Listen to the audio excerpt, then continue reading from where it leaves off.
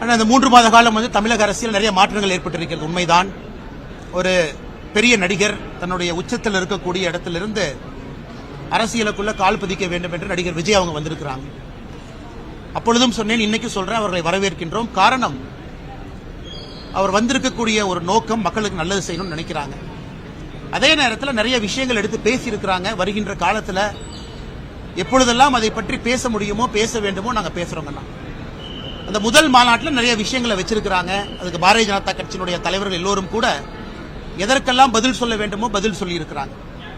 October 28ஆம் தேதிக்கு பிறகு இன்னைக்கு நடிகர் விஜய் அவர்கள் மறுபடியும் 2-3 நிகழ்ச்சியில் பங்கேற்றிருக்கிறாங்க.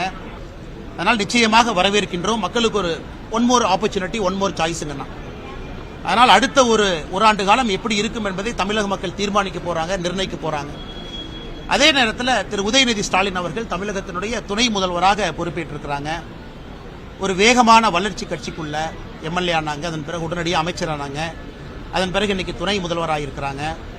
அதையும் பொறுத்திருந்து பார்க்கணும். ஏன்னா பாரதிய ஜனதா கட்சி தொடர்ந்து வைக்கக்கூடிய குற்றச்சாட்டு, திராவிட கட்சிகள், குறிப்பாக இதில் திராவிட முன்னேற்ற கழகம் எப்பொழுதும் ஒரு குடும்பத்தை சார்ந்திருக்கு, வெளியிருந்து வரக்கூடிய டேலண்ட் அங்கே குறைஞ்சிருச்சு, டேலண்ட் பூல் குறைய குறைய ஒரு குடும்பத்தை சார்ந்து அந்த கட்சி தன்னை நடத்தி கொண்டிருக்கு தொடர்ந்து வைக்கக்கூடிய குற்றச்சாட்டு இன்னைக்கு அவங்க உண்மைன்னு சொல்லியிருக்கிறாங்க. அதே போல உதயநிதி ஸ்டாலின் அவர்களுடைய செயல்பாடு வருகின்ற காலத்தில் துணை முதல்வராக எங்கே அவரை விமர்சிக்க வேண்டுமோ நிச்சயமாக விமர்சிப்போம், நன்றாக செயல்பட்டால் நிச்சயமாக பாராட்டுவோம். அதே நேரத்தில் மூன்றாவது இன்னொன்று பார்த்தீங்கன்னா, பாரதிய ஜனதா கட்சி அகில இந்திய அளவில் ஹரியானால ஒரு பெரிய வெற்றியை பெற்றிருக்கிறது, மகாராஷ்டிரால ஒரு சரித்திரம் காணாத ஒரு வெற்றியை பெற்றிருக்கிறது. அதுவும் கூட ஒரு நார்த் ஸ்டேட், ஒரு சவுத் ஸ்டேட், இரண்டும் ஒரு மிக முக்கியமான ஒரு விஷயம். அதுவும் லோக்சபா தேர்தலில் மகாராஷ்டிராவில் நாம் வாங்கியிருக்கக்கூடிய எம்பிக்களை பார்த்தீங்க, இன்னைக்கு அசம்பிளியில் நீங்க பார்த்துருக்கீங்க. அது அப்படியே மாறி களம் மாறி இருக்கிறது. ஹரியானாவில் நாம் வாங்கியிருக்கக்கூடிய எம்பியை பார்த்தீங்க, இன்னைக்கு லோக்சபா பார்த்தீங்க, இன்னைக்கு அசம்பிளி பார்க்குறீங்க. இதெல்லாம் கூட இந்திய அளவில் பாரதிய ஜனதா கட்சி இன்னும் வலிமையாக எல்லா மாநிலத்திலும் கூட முதன்மை கட்சியாக இருக்கிறது என்பதை மறுபடியும் ஊர்ஜிதம் செய்திருக்கின்றோம். அதே நேரத்தில் ஒரு பெரிய 3 மாத காலமாக இந்தியா முழுவதும் கோடிக்கணக்கான தொண்டர்கள் பாரதிய ஜனதா கட்சியில் தன்னை உறுப்பினராக இணைத்திருக்கின்றார்கள்.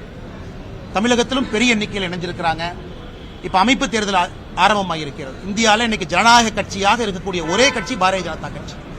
உறுப்பினர்கள் இணைந்த பிறகு ஒரு கட்டத்திலும் தேர்தல் நடத்தி கிளை தலைவரிலிருந்து மாநில தலைவர் வரை தொண்டர்களால் தேர்ந்தெடுக்கப்பட்டு அதன் பிறகு தேசிய தலைவர் தேர்ந்தெடுக்கப்படுறாங்க. இதெல்லாம் பாரதிய ஜனதா கட்சி எல்லா அரசியல் கட்சிகளுக்கு முன்பு ஒரு பாடத்தை சொல்லியிருக்கின்றோம், சொல்லிக் கொண்டிருக்கின்றோம். ஒரு உண்மையான ஜனநாயக கட்சி. இதெல்லாம் அந்த 3 மாத காலத்தில் மக்கள் முன்னாடி இருக்குங்கண்ணா.